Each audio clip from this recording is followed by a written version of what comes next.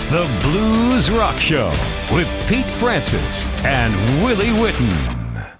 Welcome to the Blues Rock Show. I'm Pete Francis, joined by Willie Witten. Make sure to hit that subscribe button and the notification bell to get all the latest videos.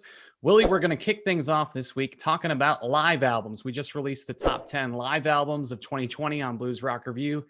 Kenny Wayne Shepherd's Straight to You Live was voted number one. What did you think of the live albums list, and what do you think of Kenny getting number one? I thought the list was great. Like all the lists we put together, it's always hard. You're always going to have discussion like we're having now. That's why we're discussing it, because different people are going to pick different albums. I have no problems with the list. I think it's a wonderful list. I think that Kenny Wayne Shepherd's band on the top is really where it should be. I had the privilege of getting to review that album. And I know that off camera, Pete, we have spoken about this, and I gushed about the album. I will still gush about the album. It is 7 musicians who are at the top of their game. It is just, there's not even a weak moment. Usually in 2 hours of music, you can find a couple spots where maybe you're thinking, I fast forward through this song, or I skip this one. And with this set of tracks, there's not a weak moment. There's not a weak note. All the guys are playing so well. They are loose and tight at the same time. And what I mean by that is nothing sounds forced. They sound like they're having a great time, but they don't make any mistakes. And you wonder how that's possible. And then you realize that for a long time, as you said to me before, Kenny Wayne Shepherd looked to sort of have the mantle of the next great blues rock guy. And I think a lot of people maybe have forgotten about him and just how great he is. But this album shows you that, my gosh, it's the type of album where if you listen to it and you haven't seen Kenny Wayne Shepherd live, it makes you want to go watch him live. And I can tell you that it's been a long time since I've seen him play. And when things get back to normal, I am marking his name up on my calendar because he is that great. So no qualms with number one for me. Yeah, I definitely think Kenny is at the top of his game right now. And you look at the musicians in his band, they're very seasoned. Yes. So you're talking about lack of mistakes, that's why he's got a very seasoned, very good band. And yeah, Kenny, he's been putting out some really good albums the last couple of years. And he's not necessarily getting the mainstream attention that he got when he put out Blue on Black back in the day. But his last couple albums have been really, really good. Lay It On Down was our number one album the year that came out on Blues Rock Review. He's been putting out some really good stuff. This is a great live album. And the interesting thing about the live albums list is not necessarily every album that's released in 2020 was actually recorded in 2020. Right. So we've got Rory Gallagher's Check Shirt Wizard. That's from the 1970s. Right. We've got a Gary Moore album on there that's over 10 years old. So that's kind of another interesting thing is not all these albums are actually recorded in 2020, even though they're released in 2020. So that kind of, I think, makes the live album list a little different than the studio album list. And I remember when we put out the studio album list, I actually got a couple emails to Blues Rock Review, and they were asking, where's Kenny Wayne Shepherd's new album? And I emailed those people back, and I was like, just wait, we have a live albums list. And sure enough, we had a staff vote and Kenny won. So yeah, I think it's a great album. I think people were looking for that list because quite honestly, it would have found itself, I think, perhaps in the top 10 of all the albums. If we had included live in just the basic album category, I could see that being a top 10, potentially even top 5. I mean, obviously it's live, so he gets to pick and choose which songs. It's sort of a greatest hits in a way, in addition to being live. But it was really great. The other album that I really enjoyed this year live was by a lesser known band called the Dirty Streets. A great power trio from Memphis. We've been covering them on Blues Rock Review for quite a while now. Yes, and I think they deserve more attention outside of Blues Rock Review. That's what I would say. I misspoke. We have been on them. I think people in the know have been on them, but I think they're once again a name. They don't have maybe the prestige or the recognition that Kenny Wayne does. But I think that album was just in your face. It sounded like you were up close and personal at the show. The energy was off the charts. And I think that came in at number 5. Pete, I had it a little bit higher on my list, but what do I know? Hey, so we're gonna switch gears here and talk about a new movie on Netflix, which is about Ma Rainey. What did you think about this movie? It's trending. It's number one on Netflix as we're recording this. What did you think of the movie? And Willie, can you kind of explain who she is for people who aren't familiar with her? She is, to me, I would consider her the female analog of Robert Johnson. That is the shortest, most concise way I can describe her. Her influence is immeasurable. She was one, when we say someone is a pioneer of something, I think we throw that term out a little bit too much these days, but it is not misplaced here. She is a pioneer. She is everything to the blues world from a female singer act, just her presence, just what it means to pretty much what the blues means. Some people would consider her even perhaps more influential and important than Robert Johnson, but she never quite got all the recognition either in her time or really even now. And that's why I think it was great to see this movie come out. And the movie is based off of a theater play. Yeah, and I did not know that until actually after I watched it, when I did some more research. Yeah, and I think what's interesting, I went into the movie, I was very excited about this because as we've spoken before, Pete, if something involves music, I'm pretty excited about it. And this isn't a disappointment and this isn't a spoiler in any way, shape, or form because the movie is tremendous. I really think it's great. It's one of the best movies I've seen this year. The musical aspect sort of serves as the vehicle in how we get interested, but the story is much deeper than that. And without spoiling it, the musical aspect. It's not so much a musical where they're playing Exactly. songs all throughout the movie. And I was sort of hoping for that.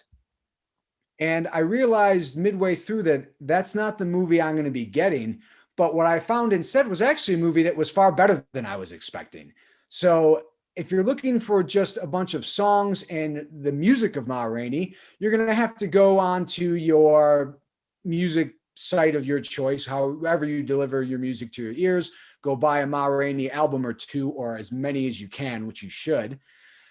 But you're not going to get that from this movie. What you're going to get from this movie is a look at the music industry, a look at society back in the 1920s, and really what I consider some of the best acting performances of the year. You can tell that it's very much like a stage play. It reminds me of a better movie than Glengarry Glen Ross, but in that sort of vein where you can tell like, this definitely started as a theater position. So I loved it. I give it 2 thumbs up.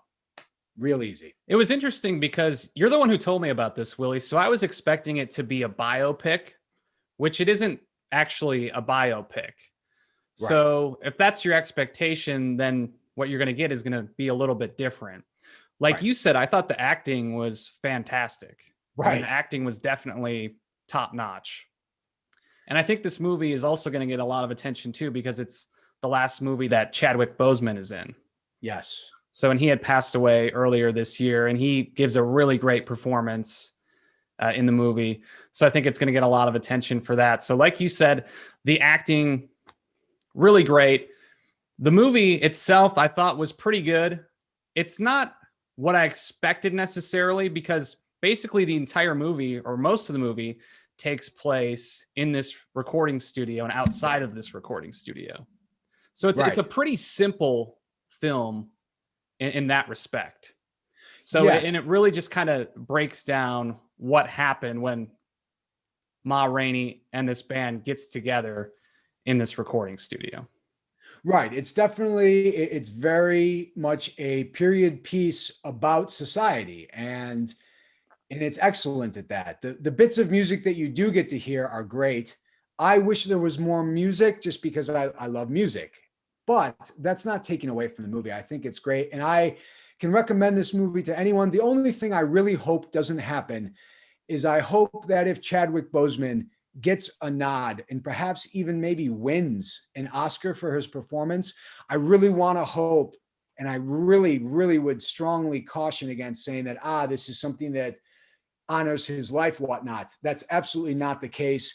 If he were alive today, he would still be in these conversations. His performance is a great performance regardless.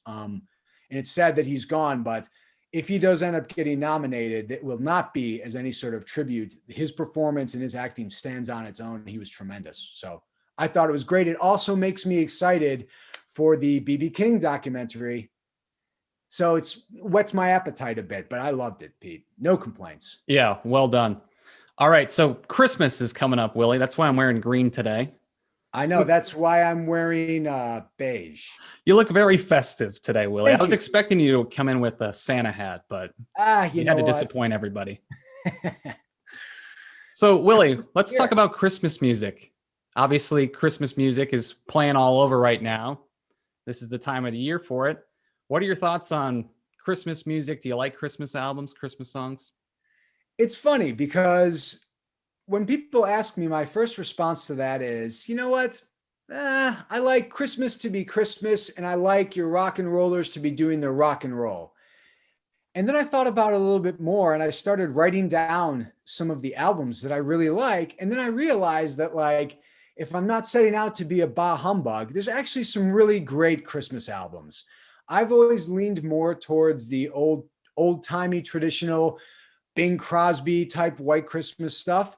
But I wrote down a couple albums that, like, gosh, I thought to myself, these are great albums. The Beach Boys Christmas album, I've always loved that. There's a very special Christmas that has all sorts of people on it. We got Bruce Springsteen. He's on that. Just too many names to even mention. Phil Spector had the Merry Christmas from Phil Spector album.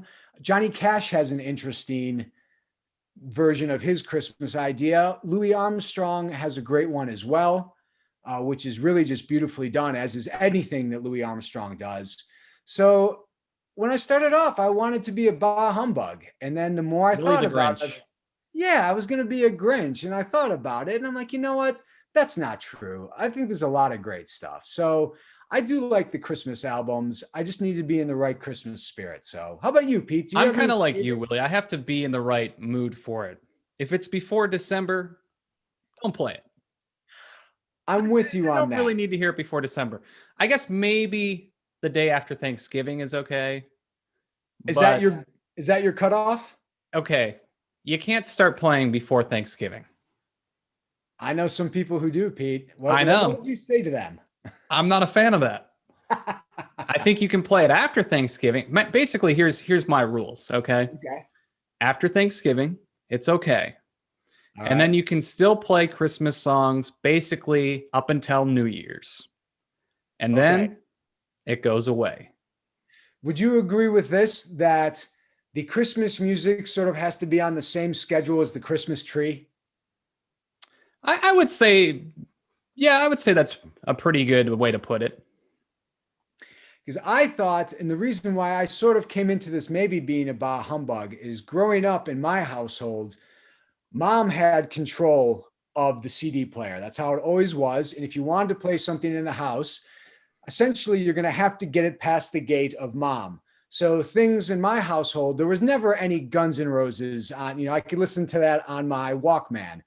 My brother loved rap music. There was no rap music to be heard on the mainline Witten household channel. But what my mom did do is pretty much like you said, once Thanksgiving was over, it was Christmas. And there was Christmas music all day long for about a month straight. So by the time in our household we got around to the actual day, I think with the exception of my mom, we were all Christmas. You're kind of sick of listening to the same songs over and over and over. Pete, to this day, that's why I don't have any hair, because we have all the hair pulling out for listening. But to be fair, I shouldn't be too hard on my mom. It was a wonderful Christmas she always put on. And the price for that wonderful, great, just absolutely ideal Christmas childhood that we had every year, thanks to my parents, did come with the small penalty of there will be Christmas music all the time for the next 25 days. So, see, when I was a kid, I listened to Christmas music a lot more. And it was a similar situation. My mom would be playing it in the house. So it was like, I listened to like the Alvin and the Chipmunks Christmas album a lot. That one's a classic. So it was like Christmas music a lot as a kid. Now, not so much. Again, it really kind of depends. It has to be near Christmas for me, but like I'm not actively so much seeking Christmas music. I did listen to the new Gulf Coast Records Christmas album. There's some pretty good stuff on that. Joe Bonamassa puts out like a Christmas track every year. His Christmas songs are all pretty good. Kingfish put out a Christmas track this year I thought was pretty good. But yeah, I'm not actively really seeking Christmas music. Right. But I like it in small doses. Same. Mom, if you're watching, I love you very much. And thank you for so many years of great Christmases. This wasn't a rip on you, Mom, but we did have maybe a little too much Christmas music growing up. Maybe. Merry Christmas, Pete. Merry Christmas, Willie, and Merry Christmas to all of you. What did you guys think of today's topics? Let us know down in the comments section below. But for now, he's Willie Witten. I'm Pete Francis. This is the Blues Rock Show. We'll see you next time.